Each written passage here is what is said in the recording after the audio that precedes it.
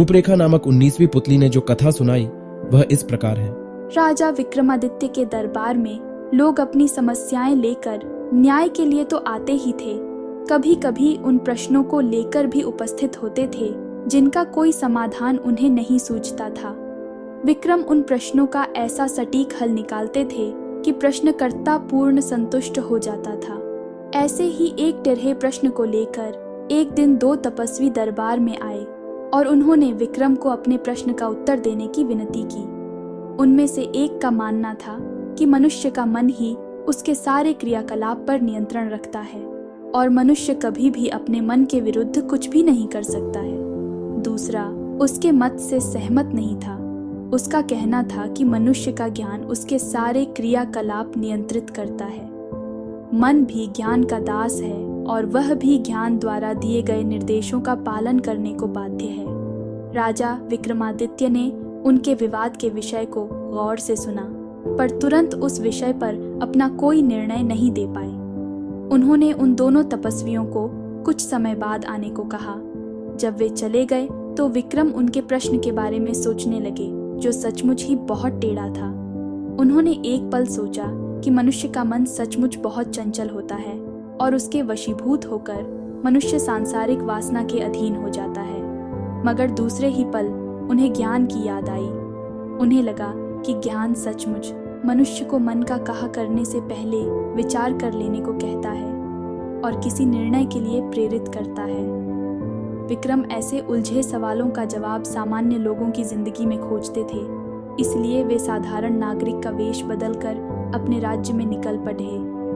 उन्हें कई दिनों तक ऐसी कोई बात देखने को नहीं मिली जो प्रश्न को हल करने में सहायता करती। एक दिन उनकी नज़र एक ऐसे नौजवान पर पड़ी जिसके कपड़ों और भावों में उसकी विपन्नता झलकती थी। वह एक पेड़ के नीचे थककर आराम कर रहा था। बगल में एक बैलगाड़ी खड़ी थी जिसकी वह कोचवानी करता था। राजा ने उसके निकट जाकर देखा तो वे उसे एक झलक में ही पहचान गए। वह उनके अभिन्न मित्र सेठ गोपाल दास का छोटा बेटा था। सेठ गोपाल दास बहुत बद्धे व्यापारी थे और उन्होंने व्यापार से बहुत धन कमाया था।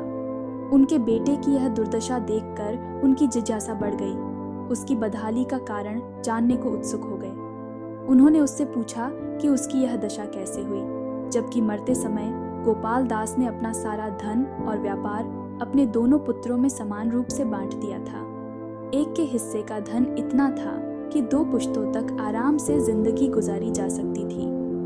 विक्रम ने फिर उसके भाई के बारे में भी जानने की जिज्ञासा प्रकट की। युवक समझ गया कि पूछने वाला सचमुच उसके परिवार के बारे में सारी जानकारी रखता है। उसने विक्रम को अपने और अपने भाई के बारे में सब कुछ बता दिया। उसने बताया कि जब उसके पिता ने उसके और उसके भाई के बीच सब कुछ बांट दिया तो उसके भाई ने अपने हिस्से के धन का उपयोग बड़े ही समझदारी से किया। उसने अपनी ज़रूरतों को सीमित रखकर सारा धन व्यापार में लगा दिया और दिन रात मेहनत करके अपने व्यापार को कई गुना बढ़ा लिया। अपने बुद्धिमान और संयमी भाई से उसने कोई प्रेरणा नहीं ली और अपने हिस्से में मिले अपार धन को देखकर घमंड से चूर हो गए। शराबखोरी, रंडीबाजी, जुआ खेलना समेत सारी बुरी आदतें डाल ली। ये सारी आदतें उसके धन के भंडार के तेजी से खोखला करने लगी। बड़े भाई ने समय रहते उसे चेत जाने को कहा, लेकिन उसकी बातें उसे विष समान प्रतीत हुईं। ये बुरी आदतें उसे बहुत तेजी से बर्बादी की तरफ ले गईं और 1 वर्ष के अंदर वह कंगाल हो गया। वह अपने नगर के एक संपन्न और प्रतिष्ठित सेठ का पुत्र था, इसलिए उसकी बदहाली का सब उपहास करने लगे। इधर भूखों मरने की नौबत, उधर शर्म से मुंह छुपाने की जगह नहीं। उसका जीना दूभर हो गया। अपने नगर में मजदूर की हैसियत से गुजारा करना उसे असंभव लगा तो वहां से दूर चला आया। मेहनत मजदूरी करके अब अपना पेट भरता है तथा अपने भविष्य के लिए भी कुछ करने की सोचता है। धन जब उसके पास प्रचुर मात्रा में था तो मन की चंचलता पर वह अंकुश नहीं लगा सका।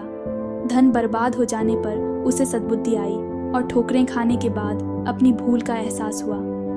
जब राजा ने पूछा क्या वह धन आने पर फिर से मन का कहा करेगा, तो उसने कहा कि ज़माने की ठोकरों ने उसे सच्चा ज्ञान दे दिया है और अब उस ज्ञान के बल पर वह अपने मन को वश में रख सकता है। विक्रम ने तब जाकर उसे अपना असली परिचय दिया तथा उसे कई स्वर्ण मुद्राएं देकर होशियारी से व्यापार करने की सलाह दी। उन्होंने उसे भरोसा दिलाया कि लगनशीलता उसे फिर पहले वाली समृद्धि वापस दिला देगी। उससे विदा लेकर वे अपने महल लौट आए, क्योंकि अब उनके पास उन तपस्वियों के विवाद का समाधान था। कुछ समय बाद उनके दरबार में वे दोनों तपस्वी समाधान की इच्छा लिए हाजिर हुए। विक्रम ने उन्हें कहा कि मनुष्य के शरीर पर उसका मन बार बार नियंत्रण करने की चेष्टा करता है, पर ज्ञान के बल पर विवेकशील मनुष्य मन को अपने पर हावी नहीं होने देता है। मन और ज्ञान में अन्योनाश्रय संबंध है तथा दोनों का अपना अपना महत्व है। जो पूरी तरह अपने मन के वश में हो जाता है उसका सर्वनाश अवश्यंभावी है। मन अगर रथ है तो ज्ञान सारथी, बिना सारथी रथ अधूरा है।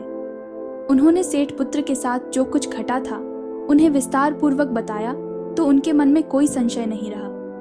उन तपस्वियों ने उन्हें एक चमत्कारी खड्डहिया दिया जिससे बनाई गई तस्वीरें रात में सजीव हो सकती थीं और उनका वार्तालाप भी सुना जा सकता था।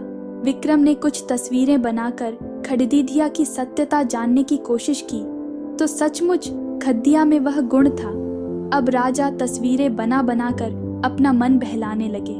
अपनी रानियों की उन्हें बिल्कुल सुधि नहीं रही। जब रानियां कई दिनों के बाद उनके पास आईं तो राजा को खड्डिया ने चित्र बनाते हुए देखा। रानियों ने आकर उनका ध्यान बटाया तो राजा को हंसी आ गई और उन्होंने कहा वे भी मन के अधीन हो गए थे। अब उन्हें अपने कर्तव्य का ज्ञान हो चुका है।